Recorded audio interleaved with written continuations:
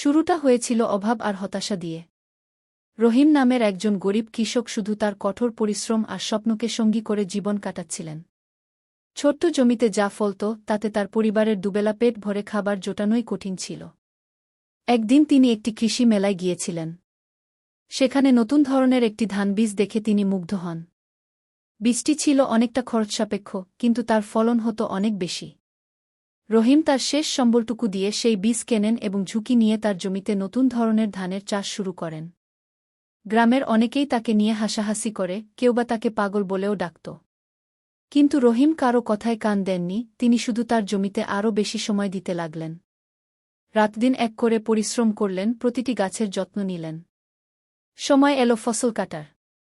রহিমের জমিতে যখন সোনালি ধানের ছড়া দেখা গেল, তখন গ্রামের সবার চোখ কপালে উঠল।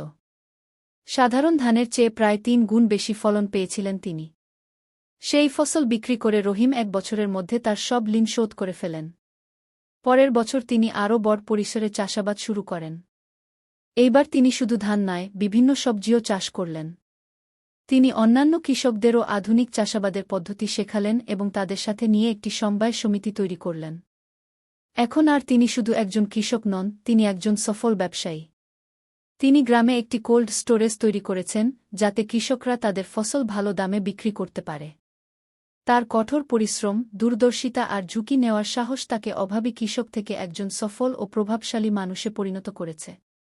আপনারা যে গল্পটি শুনলেন তা হল অভাবী কৃষক রহিমের সাফল্যের গল্প। তার ছিল কঠোর পরিশ্রম, অদম্য ইচ্ছাশক্তি আর নতুনকে গ্রহণ করার সাহস। অনেক বাধা বিপত্তি সত্ত্বেও তিনি নিজের স্বপ্নকে বাস্তবে রূপদান করেছেন। তার দৃষ্টান্ত আমাদের সবার জন্য অনুপ্রেরণার উৎস। আপনিও নিজের স্বপ্নে বিশ্বাস রেখে কঠোর পরিশ্রম করলে সাফল্য অর্জন করতে পারবেন।